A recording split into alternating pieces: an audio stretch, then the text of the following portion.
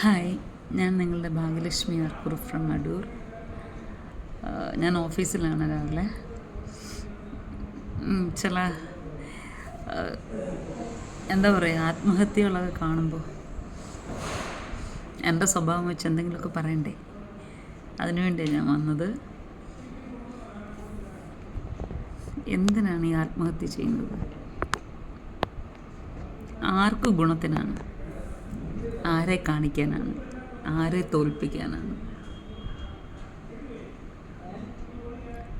കൂടുതലും ചെറുപ്പക്കാരാണ് ആത്മഹത്യ ചെയ്യുന്നത്. കുടുംബമായിട്ട് ആത്മഹത്യ ചെയ്യുന്നവരുണ്ട്. കൊച്ചു കുഞ്ഞുങ്ങളെയും 9 മാസം വയറ്റിലിട്ടും അല്ലെങ്കിൽ കാത്തിരിക്കുന്ന അമ്മമാർ ആ വയറും നോക്കി എൻ്റെ കുഞ്ഞ് എപ്പോഴാണ് പുറത്ത് വരുമെന്ന് നോക്കിയിരിക്കുന്ന അച്ഛന്മാർ. പക്ഷേ ഒരു സമയമാകുമ്പോൾ ജീവിതത്തിൽ ചില പ്രശ്നങ്ങളെ തരണം ചെയ്യാൻ പറ്റാതെ വരുന്ന സമയങ്ങളിൽ ഇവരാ കുഞ്ഞുങ്ങൾക്കും വിഷം നൽകുകയും ആ കുഞ്ഞു കഴുത്തിലൊക്കെ ഇങ്ങനെ കയറി പിടിച്ചിറുക്കുകയും ശ്വാസം മുട്ടിച്ചൊക്കെ കൊല്ലുന്ന അവസ്ഥകൾ, കൂടെ അവരും ആത്മഹത്യ ചെയ്യുന്ന രീതികൾ എങ്ങനെ സഹിക്കാൻ പറ്റും? പ്രേമ പ്രശ്നങ്ങൾ, നിങ്ങൾക്കൊന്നും വേറെ പണിയില്ല പിള്ളേരെ? പ്രേമിക്കാൻ നടക്കുന്നു. ദൈവം നമുക്ക് നമ്മുടെ ജീവിതത്തിൽ തന്നിട്ടുള്ള ഏറ്റവും വിലയേറിയ ഗിഫ്റ്റാണ് പ്രേമം, പ്രണയം എന്നൊക്കെ. അതിന് അതിൻ്റേതായിട്ടുള്ളൊരു ഹോളിനെസ്, വിശുദ്ധിയുണ്ട്. അതിന് അതിൻ്റേതായിട്ടുള്ളൊരു വാല്യൂ ഉണ്ട്. ഇപ്പോഴത്തെ പ്രേമം, പ്രണയം അങ്ങനൊരു വാക്ക് ഈ കാലഘട്ടത്തിലില്ല. അതിന് പകരമുള്ള വാക്ക് കാമം മാത്രമാണ്. 99.99% സെക്ഷൽ ബേസ്ഡാണ് ഓരോ സ്നേഹവും. അത് ഭാര്യ ഭർത്തൃ ബന്ധമായാൽ പോലും അത്രയൊക്കെ ഉള്ളൂ. വിരലിലെണ്ണാവുന്ന, ഈ ലോകത്തിൽ വിരലിലെണ്ണാവുന്ന കുറച്ച് പേര് മാത്രമേ ഉള്ളൂ ആത്മാർത്ഥമായി ദൈവം തങ്ങൾക്ക് കൊടുത്തേക്കുന്ന ആ ഗിഫ്റ്റിനെ യൂസ് ചെയ്യുന്നത്. അവർ സ്വന്തം പങ്കാളിയെ ചതിക്കാതെ, സ്വന്തം പങ്കാളിക്ക് എന്ത് പ്രശ്നമുണ്ടെങ്കിലും, ഒരുപക്ഷെ അവരിൽ നിന്ന് സെക്സ് കിട്ടാതെ വന്നാൽ പോലും, രോഗങ്ങളൊക്കെ വരുമ്പോൾ, ശാരീരികമായ അസ്വസ്ഥതകൾ വരുമ്പോൾ ഒക്കെ, സെക്സ് ചെയ്യാൻ പറ്റാത്ത അവസ്ഥകൾ വരുമ്പോൾ പോലും അവരെ വിട്ടൊഴിയാതെ, അതിനുവേണ്ടി മറ്റൊരാളെ പ്രാപിക്കാൻ ചെല്ലാതെ തൻ്റെ പങ്കാളിയെ നെഞ്ചോട് ചേർത്ത് നിർത്തുന്ന പുരുഷന്മാരും സ്ത്രീകളും ഈ കാലത്തും ഉണ്ട്. ഇല്ലെന്ന് പറയാൻ പറ്റില്ല. ബാക്കിയെല്ലാം ഫേക്കാണ്. ഇപ്പോൾ ഒരു പെൺകുട്ടി മരിച്ചതായിട്ട് കണ്ടു, ഒരു ലാബ് ടെക്നീഷ്യൻ. ഞാനിപ്പോൾ ഫേസ്ബുക്ക് നോക്കിയപ്പം കണ്ടു. എൻ്റെ പേര് ഞാൻ മറന്നുപോയി. അപ്പോൾ ആ കുട്ടി കുറേ നാളായിട്ട് കണ്ടു ജിനിയ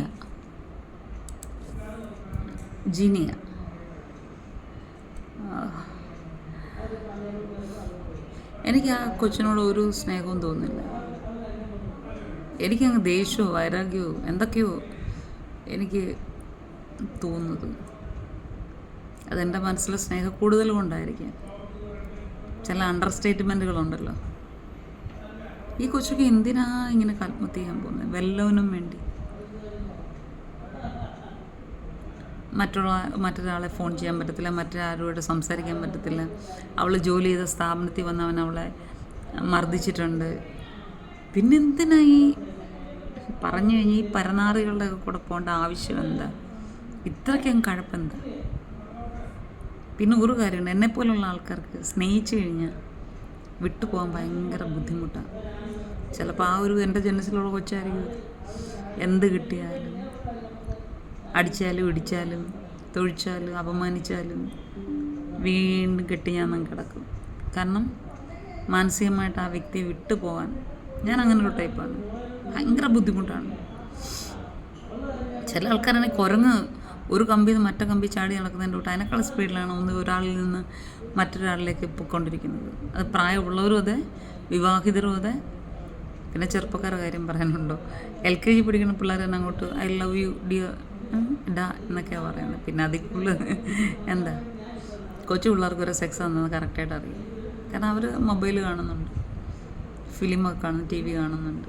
തുണിയില്ലാതെ നിൽക്കുന്നതും തുണി ഉടുക്കാത്തതും തുണി അഴിക്കുന്നതും ഒക്കെ. മറ്റൊരാളുടെ തുണി എങ്ങനെ അഴിക്കാമെന്ന് വരെ കൊച്ചു പിള്ളേരോട് ചോദിച്ചാൽ അവർ പറഞ്ഞത് സോ സിമ്പിൾ എന്ന് പറയും. അവരോട് ചെയ്ത് കാണിക്കും. അത്രയ്ക്ക് അതമ്പതിച്ചു പോയി നമ്മുടെ ലോകം. ഫാഷൻ, പാഷൻ, എന്ത് കുന്തങ്ങളാണോ എനിക്കറിയില്ല. മാനുഷികമായ എല്ലാ വാല്യൂസിനെയും ഇടിച്ചു കളഞ്ഞുകൊണ്ടാണ് ഇന്നത്തെ കാലഘട്ടം മുന്നോട്ട് പോകുന്നത്.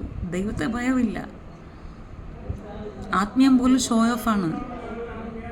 ഞങ്ങളതിൻ്റെ വലിയ ആത്മീയരാണ്, ഏതാണ്ട് കോപ്പാണ്, ചീപ്പാണെന്ന് പറഞ്ഞാൽ നടക്കുന്നത്. ഈ വാക്കുകൾ പറയാതിരിക്കാൻ തരവില്ല. അത്രയ്ക്ക് മനസ്സിന് വിഷമമുണ്ട്. എന്തിനു നടക്കുമോ?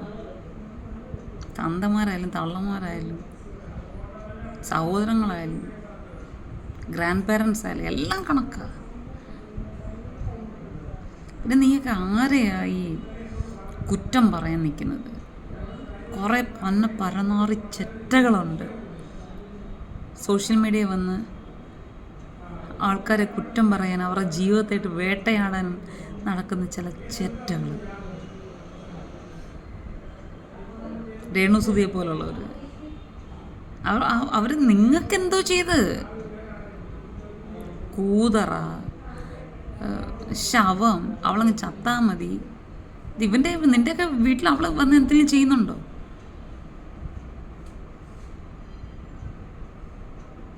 നിനക്കൊക്കെ എന്തോ യോഗ്യതയുള്ളത് ഈ ലോകത്ത്? സംസ്കാരമുണ്ടോ? മനുഷ്യത്വമുണ്ടോ? ദൈവഭയം ഉണ്ടോ? ദൈവസ്നേഹമുണ്ടോ? വിവരമുണ്ടോ? ബോധമുണ്ടോ? വിദ്യാഭ്യാസം കാണും, പക്ഷെ അതുകൊണ്ട് വിവരവും ബോധമൊന്നും ഉണ്ടാകണമെന്നില്ല. ചേട്ടകൾ അതമ്പതിച്ചു പോയി ഈ സമൂഹം. സംസ്കാരം നശിച്ചു പോയി. പ്രത്യേകിച്ച് ലോകത്ത് എമ്പാടും വാഴ്ത്തുന്നൊരു സംസ്കാരമാണ് മലയാളിയുടേത്. ഇപ്പം മലയാളികളെപ്പോലെ ചില വാണങ്ങൾ, കാരണം ഞാൻ ആ വാക്ക് ഏറ്റെടുത്ത് പറയാം, കാരണം പറയാതിരിക്കാൻ തരവില്ല.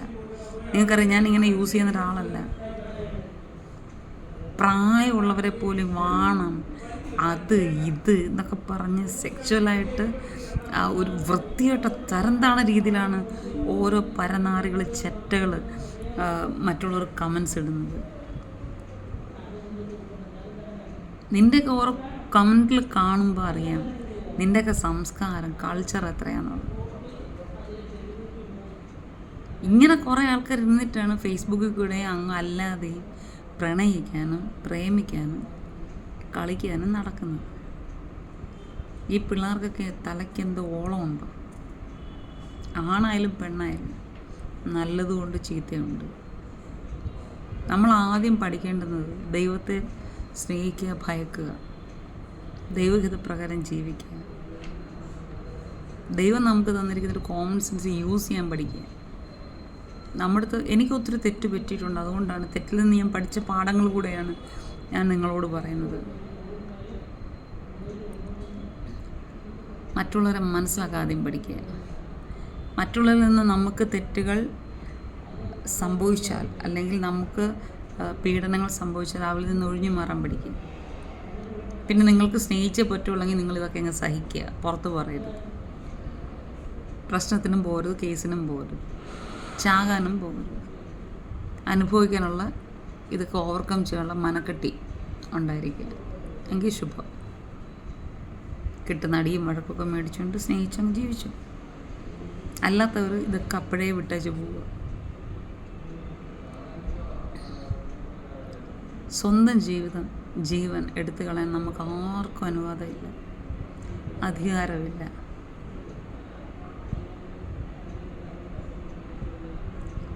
അത് ദൈവത്തിന് മാത്രമേ, ജീവൻ തന്ന വ്യക്തിക്ക് മാത്രമേ എടുക്കാൻ. കാരണം നമ്മൾ ഒരാൾക്കൊരു സാധനം കൊടുത്തു, അത് തിരിച്ചെടുക്കാനുള്ള അവകാശം ഉണ്ട്. ദാനം കൊടുത്തത് എടുക്കരുത്. രേണുസുധിയുടെ ആ ബിഷപ്പിൻ്റെ കൂട്ട് സത്യം പറഞ്ഞ ബിഷപ്പ് ഞാൻ നോക്കിയിട്ട് അങ്ങനെ തലയിലൊന്നുമില്ല.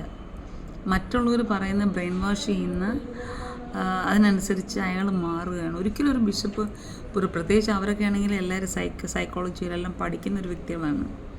അങ്ങനെ ഈ ബിഷപ്പ് സ്ഥാനത്ത് സെമിനാറിലൊക്കെ പഠിക്കുന്നവരാണ്. അപ്പോൾ ഇങ്ങനെയുള്ള ആൾക്കാരെ കണ്ട് മനസ്സിലാക്കാൻ പറ്റാത്ത ഒരാൾക്ക് ആ സ്ഥാനത്തിലേക്കുള്ള യോഗ്യതയില്ല. ചുമ്മാ ഇരുന്ന ബിഷപ്പിനെ, രേണുസുതിയെ പറ്റി നല്ലത് മാത്രം പറഞ്ഞിരുന്ന ബിഷപ്പിനെ കുറേ വൃത്തികെട്ട വ്ളോഗേഴ്സാണ് ആവശ്യമില്ലാതെ അയാളെ കുത്തികളൊക്കെ ഇത്രയൊക്കെ പ്രശ്നങ്ങളുണ്ടാക്കുന്നത്. സത്യം പറഞ്ഞാൽ രേണുസുതിക്കും ബിഷപ്പിനും ഇടയിൽ യാതൊരു വിഷയമില്ലായിരുന്നു. ഇവരാണ് കുത്തിപ്പൊക്കി ഇത്രയും വഷളാക്കിയത്.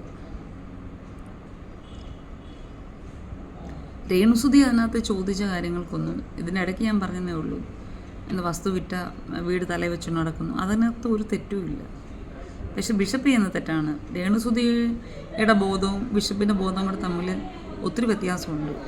അപ്പോൾ ദാനം കൊടുത്ത ഒരു സാധനം തിരിച്ചെടുക്കാൻ നടക്കുന്ന ഒരാളെക്കുറിച്ചൊന്നും അതിനെപ്പറ്റി പറയേണ്ട കാര്യമില്ല. കാരണം അത് വ്യക്തമാണ്. പുള്ളിയുടെ ആ ബോധവും ഇപ്പോഴത്തെ ആ ഒരു നിലവാരമൊക്കെ നമുക്ക് മനസ്സിലാക്കാൻ പറ്റുന്നേ ഉള്ളൂ. പിന്നെ ചിലരങ്ങ് ബിഷപ്പിനെ താങ്ങിക്കൊണ്ട് സംസാരിക്കും, രേണുവിന് എന്താ നന്ദിയില്ലെന്നൊക്കെ. അതൊക്കെ ബോധമില്ലാത്തവർ കാര്യങ്ങളറിയാതെ, കാര്യങ്ങളുടെ നിജസ്ഥിതി അറിയാതെയാണ് ഓരോന്നൊക്കെ പറയുന്നത്. ഇപ്പോൾ ഈ ആത്മഹത്യയെക്കുറിച്ച് പറയും, രേണുവിന് എന്നെ ആത്മഹത്യ ചെയ്യാം, അവൾ മിടുമിടുക്കിയാണ്, അതുകൊണ്ട് അവൾ ദൈവത്തെ ആശ്രയിച്ച് അവൾ മുന്നോട്ട് പോകുന്നു. അവൾ ഉയർന്നു പോവുകയാണ്. അത് കാണുമ്പോൾ ഓരോരുത്തർക്ക് ഇങ്ങനെ കുരുവിട്ടുകയാണ്. അതാണ് സത്യം.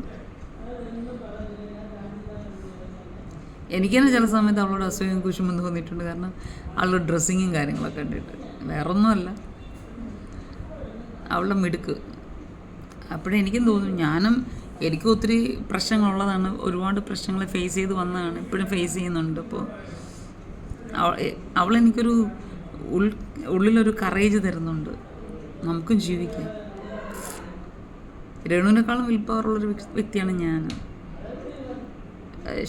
രോഗിയായി വന്നുകൊണ്ടാണ് നമ്മളിങ്ങനെ ഇരിക്കുന്നത്. പക്ഷേ എന്നാൽ പോലും എത്ര താഴോട്ട് പോയാലും മേലോട്ട് വരാനുള്ള ഉൾക്കരുത്ത് അവളുടെ സ്വഭാവത്തിൽ നിന്നും അവളുടെ ലൈഫിൽ നിന്ന് എനിക്ക് കിട്ടിയിട്ടുണ്ട്. ഒരു പോസിറ്റിവിറ്റി, എനർജി, സത്യം. അപ്പോൾ നമ്മൾ ഈ ഓരോ കാര്യങ്ങൾ കാണുമ്പോൾ നമ്മൾ അതിൽ നിന്ന് പല പാഠങ്ങളും പഠിക്കണം. ക്രിട്ടിസൈസ് ചെയ്ത് ചുമ്മാ നമ്മുടെ സംസ്കാരം മറ്റുള്ളവരെ അറിയിക്കാൻ നിൽക്കരുത്, തരം താണ രീതിയിലുള്ളത്. പ്രേമം കാര്യങ്ങളും മണ്ണാങ്കട്ടത്താണ്. എനിക്ക് പ്രേമം എന്നൊക്കെ പറയുന്നത് ഭയങ്കര കലിപ്പുള്ള കാര്യമാണ്. എനിക്കും പ്രണയിക്കാൻ ഇഷ്ടമാണ്, നല്ലൊരു ആളിനെ കിട്ടിയാൽ. പക്ഷേ ചിലർ 2 കല്യാണം കഴിക്കും, 3 കല്യാണം, എത്ര കല്യാണം കഴിച്ചിട്ട് അതൊക്കെ അവനവൻ്റെ കാര്യം. എത്ര കല്യാണം കഴിച്ചാലും നമ്മുടെ ജീവിതത്തിൽ നമുക്ക് ദോഷമായിട്ടുള്ള ഒന്നിനെ നമ്മൾ നമ്മുടെ ജീവിതത്തിൽ വെച്ച് പുലർത്തരുതെന്നാണ് ഞാൻ പറയുന്നത്. എൻ്റെ അനുഭവത്തിൽ നിന്ന് പറയുന്നത് എടുത്ത് കളയണം. എന്നും പറഞ്ഞാൽ നമ്മൾ ഒറ്റയ്ക്ക് ജീവിക്കണമെന്നില്ല. ജീവിക്കാൻ പറ്റുന്ന ഏറ്റവും നല്ലത്. പൈസ ഉണ്ടോ, അടിപൊളിയായിട്ട് നമ്മൾ ജീവിക്കാം, സമാധാനത്തോടെ ജീവിക്കാം. ഇല്ലെങ്കിൽ വീണ്ടും കല്യാണം കഴിച്ചോ, നല്ലൊരു ജീവിതം കിട്ടുന്നവരെ കിട്ടിയോ.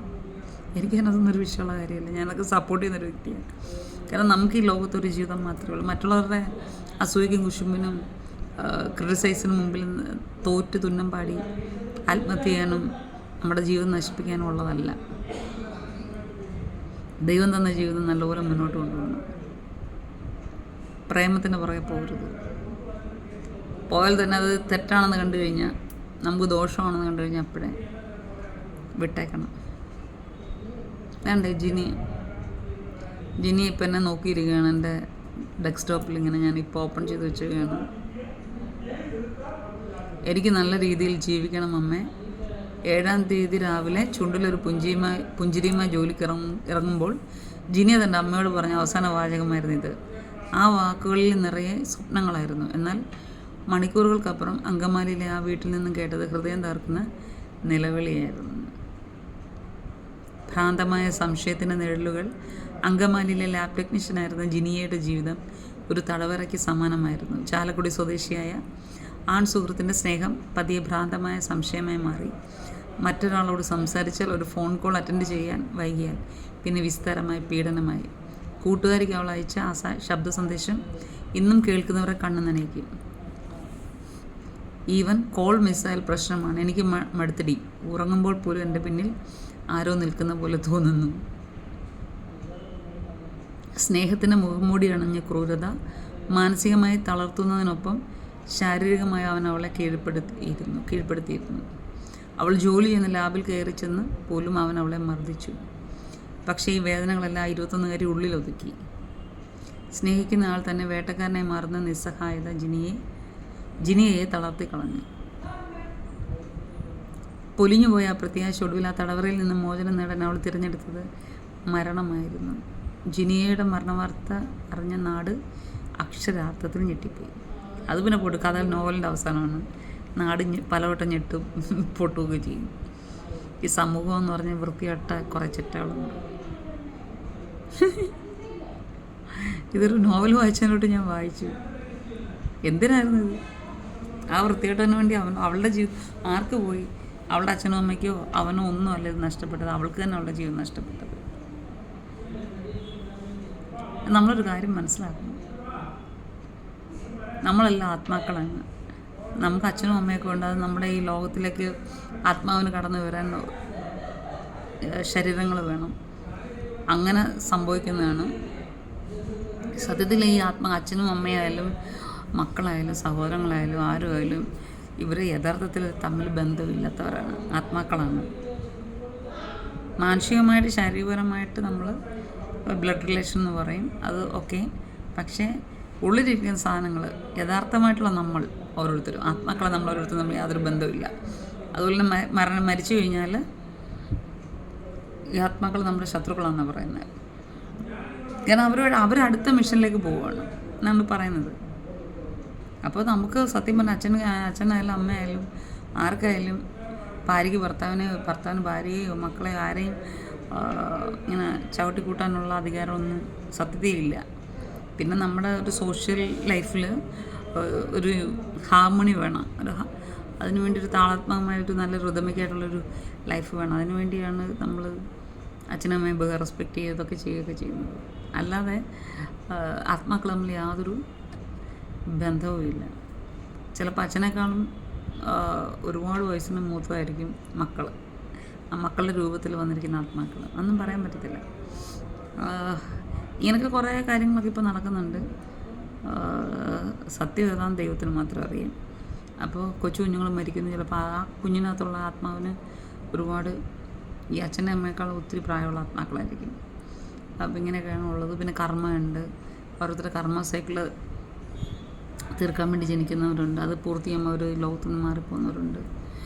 അപ്പോൾ ഇങ്ങനെയൊക്കെ പറയുന്നു. ഇതെല്ലാം നമ്മൾ നെറ്റിൽ കൂടെ കാണുകയും കേൾക്കുകയും ചെയ്യുന്ന ഓരോ കാര്യങ്ങളാണ് പറയുന്നത്. പക്ഷേ ചിന്തിക്കുമ്പോഴും നമുക്ക്, കാരണം നമ്മൾ ഈ ലോകം മൊത്തം നിൽക്കുന്നൊരു എനർജിയാണ്, ഊർജത്തിലാണ് നമ്മളെല്ലാവരും പോകുന്നത്.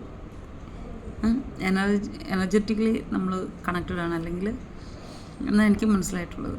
പിന്നെ ബാക്കി കുറേ ഹിഡനായിട്ടുള്ള മറിഞ്ഞിരിക്കുന്ന ഒരുപാട് സത്യങ്ങളുണ്ട്. അത് ദൈവത്തിന് മാത്രമേ അറിയുള്ളൂ.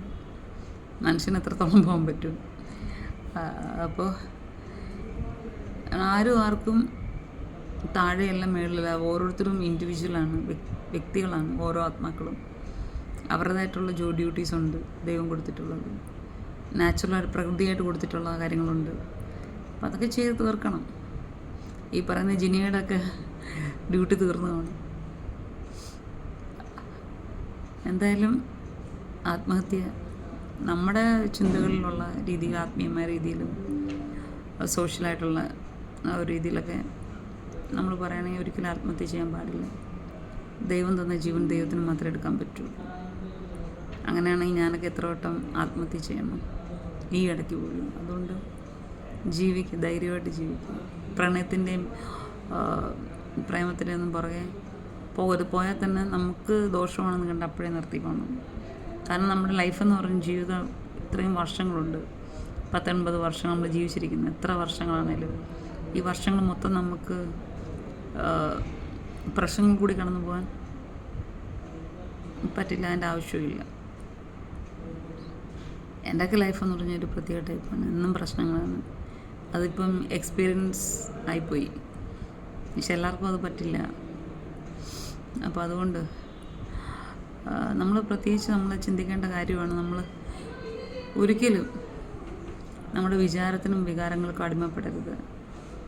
മെയിനായിട്ട് വേണ്ടത് ഞാൻ എപ്പോഴും പറയുന്ന പോലെ ദൈവത്തെ അറിയുക, ദൈവത്തെ സ്നേഹിക്കുക, ദൈവത്തെ ഭയപ്പെടുക, ദൈവഗത പ്രകാരം ജീവിക്കുക, ദൈവത്തിന് മുമ്പിൽ നമ്മളെ സബ്മിറ്റ് ചെയ്യുക. അപ്പോൾ നമുക്ക് നല്ലൊരു ജീവിതം, നീതിപൂർവമായിട്ടൊരു ജീവിതം ജീവിക്കാൻ നമുക്ക് പറ്റും. അതുപോലെ തന്നെ സെൽഫ് കൺട്രോൾഡ് ആയിരിക്കണം. എത്ര വികാരം വന്നാലും, ഞാൻ ചെയ്യുന്ന കാര്യമാണ് പറയുന്നത്, എത്ര വികാരം വന്നാലും ഒരിക്കലും വികാരം നമ്മുടെ വിചാരത്തെ ഓവർകം ചെയ്യാൻ കൺട്രോൾ ചെയ്യാൻ പാടില്ല. നമ്മുടെ വിചാരം എപ്പോഴും വികാരത്തെ കൺട്രോൾ ചെയ്യണം, നമ്മളുടെ കൺട്രോളിൽ നിൽക്കണം. ഒരാളെ കാണുമ്പോൾ ഇഷ്ടം തോന്നിയത് നോർമലായിട്ടാണ്. പിന്നെ ആ ഒരു വ്യക്തി നോർമൽ ഒരു വ്യക്തിയായ ഹ്യൂമൻ ബീങ് ആയിട്ടാണ്, അത് പ്രശ്നങ്ങളൊന്നുമില്ലാത്തതുകൊണ്ടാണ് അങ്ങനെ ഒരു ഇഷ്ടം തോന്നുന്നത്. ഒരു പുരുഷനെ കാണുമ്പോൾ, ഒരു സ്ത്രീക്ക് ഒരു പുരുഷന് സ്ത്രീയെ കാണുമ്പോൾ, സ്ത്രീക്ക് പുരുഷനെ കാണുമ്പോൾ, ഇപ്പം പിന്നെ നേരെ തിരിച്ചാണല്ലോ, അവലക്ഷണമാണല്ലോ. അപ്പോൾ ലെസ്ബിയൻസും ഗെയ്സൊക്കെ ആയിട്ട് പോവില്ലേ. അപ്പോൾ അങ്ങനെ നോർമൽ നമ്മളൊരു ഹോർമോണിൻ്റെ ഒരു പ്രവർത്തനമാണ്. പക്ഷേ അതിനെയൊക്കെ കൺട്രോൾ ചെയ്യാനുള്ള പവറാണ് നമുക്ക് വേണ്ടത്. ആ ഒരു പവർ നമുക്ക് വേണം. എനിക്ക് സത്യം പറഞ്ഞാൽ നല്ല പനിയുണ്ട്. ഇതൊക്കെ കണ്ടോ, മുഖത്തും ഇതൊക്കെ കണ്ടോ, എല്ലാം സ്കിൻ ഇളകുന്നുണ്ടോ, ഇവിടെ എല്ലാം ഉണ്ട്, ദേഹം മൊത്തം ഉണ്ട്, ദേഹത്ത് നീരുണ്ട് എന്നും പറഞ്ഞ് എനിക്ക് ആത്മഹത്യ ചെയ്യാൻ പറ്റുമോ? ദൈവം തരുന്ന ലൈഫ് ജീവിച്ചേ പറ്റൂ. നമുക്ക് നമ്മുടെ ജീവനും മറ്റുള്ളവരുടെ ജീവിതവും ഒന്നും നശിപ്പിക്കാനോ എടുക്കാനൊന്നും ഒരധികാരം ദൈവം തന്നിട്ടില്ല. അതിനെല്ലാം നമ്മൾ കണക്ക് പറയേണ്ട. അത് മിണ്ടാപ്രാണിൻ്റെ പോലും ജീവിതം എടുക്കാൻ ഇല്ല. അപ്പം നമ്മൾ ശ്രദ്ധിക്കുക. ഒരിക്കലും നമ്മളൊരു ജിനിയെ ആകരുത്, ദീപക് ആവരുത്. ദീപക്കിനൊക്കെ എന്തോ വട്ടായിരുന്നു എന്ന് ഞാൻ ആലോചിക്കുന്നു. ഞാനൊക്കെ ആ സമയത്ത് എന്തെല്ലാം പെരുദോഷങ്ങളാണ് കേട്ടത്. ഭ്രാന്തി, വേശ്യ, അത് ഇത് അങ്ങനെ ഇങ്ങനെ കേൾക്കത്തൊന്നുമില്ല. അങ്ങനെയൊക്കെയാണെങ്കിൽ ഞാൻ എത്ര വട്ടം ഞാൻ ആത്മഹത്യ ചെയ്യണം? ഒരു ചെറിയ കാര്യം വന്നപ്പോൾ ആത്മഹത്യ ദീപക്. ഇനി ബീരുക്കളെന്ന് ഞാൻ പറയാൻ പറ്റും. ദീപകിനോട് സ്നേഹമുണ്ട്, ജിനിയോട് സ്നേഹമുണ്ട്, മനസ്സിൽ വിഷമമുണ്ട്. പക്ഷേ എന്ത് ചെയ്യാൻ പറ്റും? ബുദ്ധിമോശം കാണിക്കുന്നതിന്. അതുകൊണ്ട് ദൈവത്തെ ഓർത്ത് ആരും. എൻ്റെ കയ്യിലൊക്കെ കണ്ടോ, നീരൊക്കെ കണ്ടോ? ചില സമയത്ത് എൻ്റെ ഈ മോതിരമൊക്കെ പേടി ഊരി വരുന്ന, ഇപ്പം ഇറങ്ങത്തില്ല. ശരീരം മൊത്തം ഇങ്ങനെ പെരുത്തി ഇങ്ങനെ വികസിച്ചിരിക്കുക, എക്സ്പാൻഡ് ചെയ്തിരിക്കുക. നമ്മൾ ധൈര്യമായിട്ടിരിക്കുക, സന്തോഷമായിട്ടിരിക്കുക. നമ്മുടെ ജീവിതം നമ്മുടെ മാത്രമാണ്, നമ്മുടെ സന്തോഷവും നമ്മുടെ മാത്രമാണ്. മറ്റുള്ളവർ നമ്മുടെ നന്മയിലും ഉയർച്ചയിലും സന്തോഷം കാണിക്കും, അതൊക്കെ ചുമ്മാതാണ്. അവരുടെ കാര്യം കാണാനും നമ്മളെ സൂചിപ്പിച്ച് നമ്മളിൽ നിന്ന് ചില കാര്യങ്ങൾ നേടാനുമാണ് അവരൊക്കെ ശ്രമിക്കുന്നത്. അതുകൊണ്ട് ബുദ്ധിയുള്ളവരായിരിക്കുക. ദൈവം എല്ലാവരെയും അനുഗ്രഹിക്കട്ടെ, സഹായിക്കട്ടെ. ഒന്നും കൂടെ ഞാൻ പറയാം, നമ്മുടെ വികാരത്തെ കീഴടക്കണം. ഒരിക്കലും വിചാരത്തെ കൺട്രോൾ ചെയ്യാനും ഇടയാവരുത്. നമ്മൾ നമ്മുടെ വികാരങ്ങളെ കൺട്രോൾ ചെയ്യണം. നമ്മുടെ ജീവിതത്തെ നമ്മൾ ദൈവഹിത പ്രകാരം സക്സസ് ആക്കണം. Okay, wish you all the best. I am signing off. ഞാൻ നിങ്ങളെ ഭാഗ്യലക്ഷ്മി ആർ കുറുപ്പ്. സ്നേഹത്തോടെ. Love you all in Jesus name. Thank U.